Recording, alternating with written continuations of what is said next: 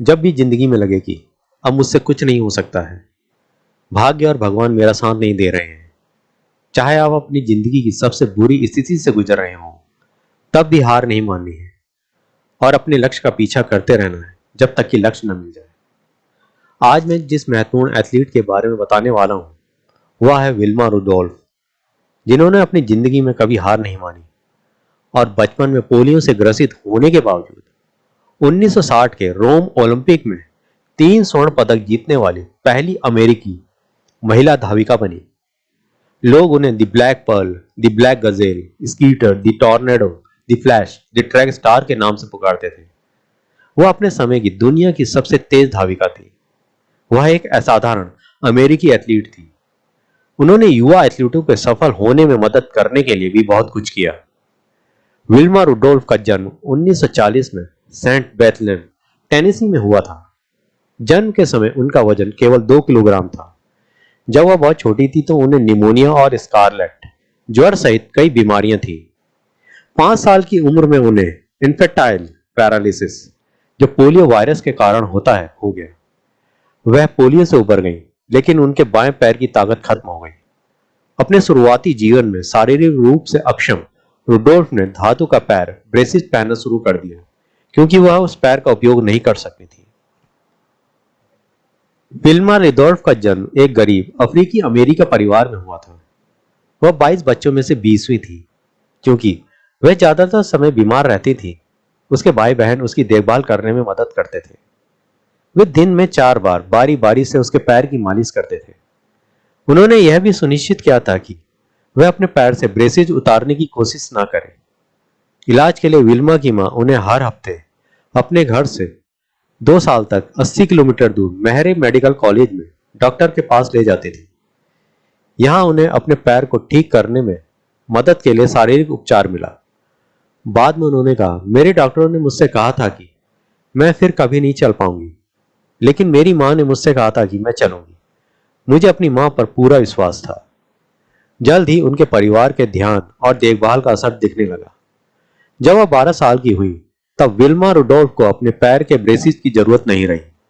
Wilma बहुत खुश थी, क्योंकि वह अब अन्य बच्चों की तरह दौड़ सकती थी और खेल सकती थी। उसके भाइयों ने मकान के पीछे आंगन में एक बास्केटबॉल कोर्ट बना दिया था। उसके बाद वह हर दिन बास्केटबॉल खेलती थी। जब विल्मा रुडोल्फ हाई स्कूल में थी तो वह लड़कियों की बास्केटबॉल टीम में शामिल हो गई। सीसी ग्रे उनकी टीम के कोच थे। उन्होंने विल्मा रुडोल्फ को स्केटर उपनाम दिया। विल्मा रुडोल्फ ने हाई स्कूल बास्केटबॉल टीम में बहुत अच्छा प्रदर्शन किया। कई लोग विल्मा रुडोल्फ के खेल से बहुत प्रभावित हुए। इन लोगों में से एक एड टेम्पल थे, जो टेनेसी स्टेट यूनिवर्सिटी में धावकों की ट्रैक टीम को प्रशिक्षित किया करते थे। एड टेम्पल ने सीसी ग्रे से लड़कियों की ट्रैक टीम का आयोजन करने के लिए आग्रह किया। उन्हें पता था कि विल्मा रुडोल्फ एक बहुत अच्छी धाविका बनेगी और विल्मा रुडोल्फ ने नई ट्रैक टीम में भी बहुत अच्छा प्रदर्शन किया। 1956 में विल्मा रुडोल्फ ने मात्र 16 साल की उम्र में, जब वह हाई स्कूल में थी, तब मेलबोर्न ऑस्ट्रेलिया के ओलंपिक खेलों में भाग लिया। वह संयुक्त राज्य अमेरिका टीम की सबसे कम उम्र की सदस्य थी।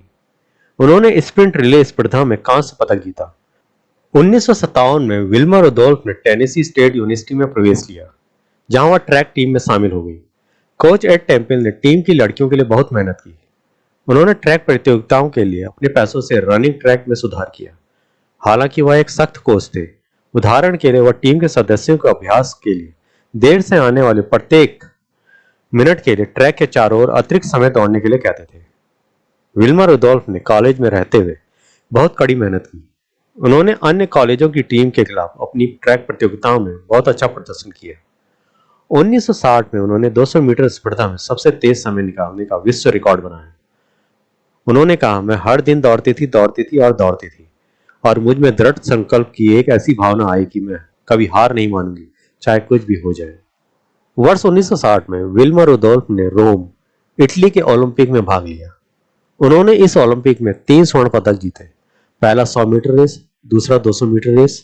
उन्होंने 200 मीटर रेस में 23.2 सेकंड से एक नया ओलंपिक रिकॉर्ड बनाया और तीसरा उनकी टीम ने 400 मीटर स्प्रिंट रिले स्पर्धा में स्वर्ण पदक जीता, जिसमें उनकी टीम ने 44.5 सेकंड का विश्व रिकॉर्ड बनाया। इन 3 स्वर्ण पदकों के कारण रुडोल्फ 1960 के रोम ओलंपिक खेलों में सबसे लोकप्रिय एथलीटों में से एक बन गई थी और इस ओलंपिक खेलों से ये टॉर्नेडो पृथ्वी की सबसे तेज महिला के रूप में उभरी। इटालियंस ने उनका उपनाम ला गजेला नेरा दी ब्लैक गजेल रखा। फ्रांसीसी लोग उन्हें ला पेरले नोएरे दी ब्लैक पर्ल के नाम से पुकारते थे। विल्मा रुडोल्फ कहा करती थी कि संघर्ष के बिना जीत हासिल नहीं की जा सकती और मैं जानती हूं कि संघर्ष क्या है। मैंने अपना पूरा जीवन यह साझा करने में बिताया कि खेल की दुनिया में सबसे पहले एक महिला होने का क्या मतलब है, ताकि अन्य युवा महिलाएं आगे बढ़े और उन्हें अपने सपनों तक पहुंचने का मौका मिले। रुडोल्फ ने कई एथलीटों को भी प्रभावित किया। उनमें से एक अन्य अफ्रीकी अमेरिकी धाविका फ्लोरेंस ग्रिफिथ जॉयनर थी। 1988 में ग्रिफिथ जॉयनर एक ओलंपिक में 3 स्वर्ण पदक जीतने वाली दूसरी अमेरिकी महिला बनी। उन्होंने कुल 6 ओलंपिक पदक जीते। विल्मा रुडोल्फ की नेशविल टेनेसी में 1994 में मस्तिष्क कैंसर से मृत्यु हो गई। तब वह 54 वर्ष की थी। उन्होंने दुनिया भर के एथलीटों, अफ्रीकी अमेरिकियों और महिलाओं को प्रभावित किया। वह इस बात की एक महत्वपूर्ण उदाहरण है कि कैसे कोई भी व्यक्ति किसी भी बाधाओं को पार कर सकता है और अपने सपनों को साकार कर सकता है। अगर आपको मेरा वीडियो पसंद आया है तो इसे सब्सक्राइब कीजिए, लाइक कीजिए। धन्यवाद।